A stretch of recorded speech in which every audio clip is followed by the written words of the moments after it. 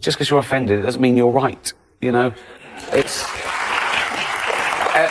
offence is about feelings, and feelings are personal. Some people are offended by equality. So what? You know, so you can't second guess people if you try and please everyone. Gervais explained that his comedy often deals with contentious issues, using irony and challenging ideas that not everyone might get. You can't legislate against stupidity, he said with a grin. If you tried, you'd be doing nothing. For him, the goal is to polarize people because everyone's different, and that's what makes comedy interesting. When asked about his absence from the Golden Globes this year, Ricky admitted that he missed the opportunity. Honestly, I was salivating. As a beauty influencer, as a celebrity, I know all about stuff like science and politics. So trust me when I tell you who you should vote for. If you don't vote the right way, it's like a hate crime. It makes me sad and angry, and I'll leave the country. And you don't. He laughed. But I like those moments. The tension, the elephant in the room, that's what makes it exciting. I like confronting those issues because it pushes the audience to a place they haven't been before. He added, I'm not doing it for the 200 egos in the room. I'm doing it for the 200 million people watching at home. People who aren't winning awards, who aren't millionaires, and frankly, don't care about all the Hollywood glitz. I'm doing it for them. Turning to his new comedy special, Humanity, which is his first in 7 years, Gervais reflected on why now is the right time. I didn't leave stand-up on purpose, he said. I was doing other things, making TV shows, movies. I always thought stand-up was my second or third thing. But now, I've changed my mind. Stand-up is where— You can't be sued the other way around. You can't be sued for saying someone's not gay if they are. Always been unapologetically outspoken about the role of offense in comedy. Just because you're offended doesn't mean you're right, he says. Offense is all about feelings, and feelings are personal. Some people get offended by equality. So what? You can't second-guess. Netflix last year, big backlash, wasn't there? Big backlash. People going, you can't say that. Try to please everyone, you'll please no one. In his latest stand-up and media appearances, Gervais continues to push the envelope, taking aim at Hollywood's political scene and the influencers who seem to have a lot to say about everything from science to voting.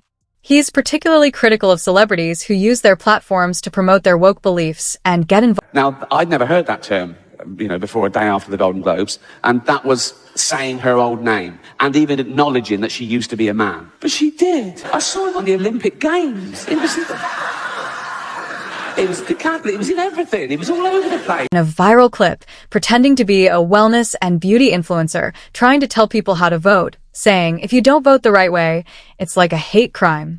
It makes me sad and angry. And I'll leave the country. Like, you don't want that. It's a comedic jab at Hollywood stars who, according to Ricky, use their fame to push political agendas without fully understanding the real world. His critique is nothing new. Gervais has long criticized Hollywood's self-righteousness, especially in moments like his Golden Globes hosting stints, where he's called out— Not a fascist. We assumed. You wouldn't go up to someone on the street and do that, would you? Go say, oh, by the way, I'm not a fascist. It's like they protest too— Steadfast in his advice to these stars. Stick to entertaining. He also uses humor to expose what he sees as flaws in woke culture, like the absurdity of laws that can actually get you sued for misidentifying someone's sexual orientation. You can get sued for saying someone's gay if they're not. That's a homophobic law. You can't get sued the other way around, though, for saying someone's not gay if they are. Doesn't that seem unfair? In his Netflix special Supernature, Gervais faced heavy backlash. Apple, Amazon, Disney. If ISIS started a streaming service, you'd call your agent, wouldn't you? So, if you do win an award tonight, don't use it as a platform to make a political speech, right? You're in no position to lecture the public about anything. You know nothing about her, using her name before she transitioned. This term, used by the woke community, refers to calling someone by their pre-transition name, which is considered offensive. Gervais clearly— pounds and a picture of me with a big belly, do your worst, insult me, right? People said, you shouldn't fat shame. What, me? I shouldn't fat shame me. Well, okay, my bad. Yeah. It's ludicrous what people— all over the media during her Olympic career. It was everywhere, in everything, he said. But now, apparently, it's a crime to even acknowledge it.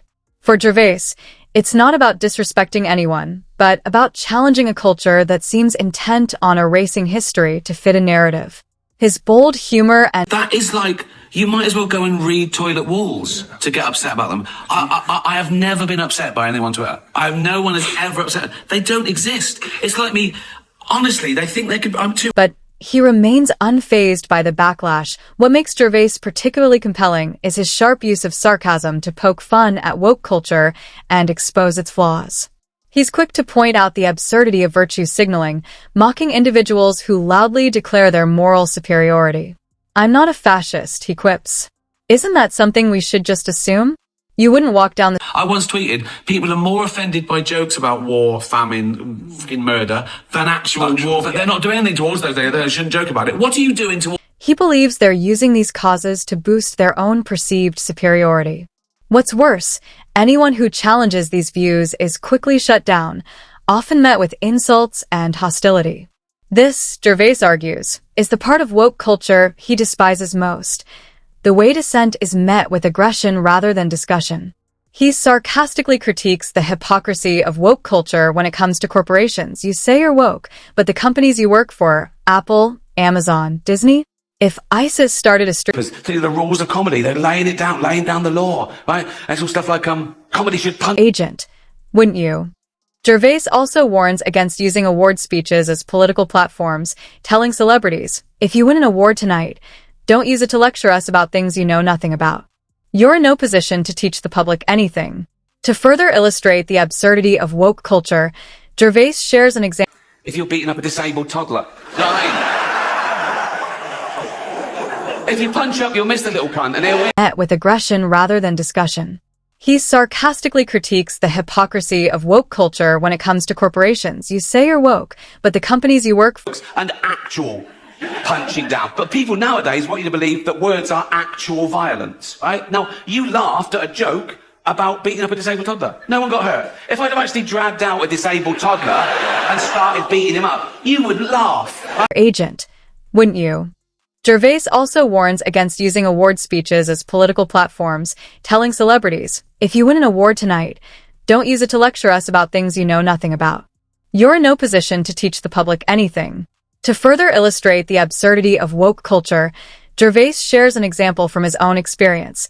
"I once tweeted a picture of myself after putting on a few pounds, just joking around, saying, 'Dear worst, insult me.' People responded, saying I shouldn't fat shame myself.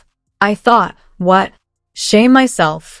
All the hiring for all the new pilots that are coming up this year, the main focus is going to be diversity. I don't know about you, but I'm sick and tired of flying all the time with these white pilots landing safely. That seems intent on erasing history to fit a narrative. His bold humor and unapologetic approach make him a divisive figure, but he remains unfazed by the backlash. What makes Gervais particularly compelling is his sharp use of sarcasm to poke fun at woke culture and expose its flaws. He's quick to point out the absurdity of virtue signaling, mocking individuals. No, you don't, do you? You think Steve Carell did it all? Oh, he's brilliant, isn't he, Steve Carell? He's amazing as the bumbling office manager. Where does he get his ideas from? Fascist, he quips. "Isn't that something we should just assume? You wouldn't walk down the street and announce that, would you?"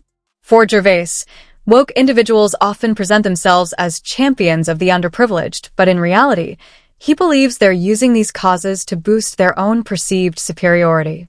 No one ever saying anything that you don't agree with or like. I want people to stop saying that joke's offensive. Yeah. I want them to start saying, I found it offensive. Because you've got to own the emotion. Because that's all it is. His views is quickly shut down, often met with insults and hostility. This, Gervais argues, is the part of woke culture he despises most. The way dissent is met with aggression rather than discussion. He sarcastically critiques the hypocrisy of woke culture when it comes to corporations. You say you're... Throw a pair and have a laugh about it. Yeah, but you shouldn't hurt people's feelings. Well, you can if their feelings are wrong. Yeah. You know, if you don't like the facts, don't change the facts, change the feeling. Amazon, Disney? If ISIS started a streaming service, you'd call your agent, wouldn't you? Gervais also warns against using award speeches as political platforms, telling celebrities, "If you win an award tonight, don't use it to lecture us about things you know nothing about. You're in no position to teach the public anything." To further illustrate the absurdity of woke culture, Gervais shares an example. Your expense, shall we? Remember, they're just jokes. We're all going to die soon, and there's no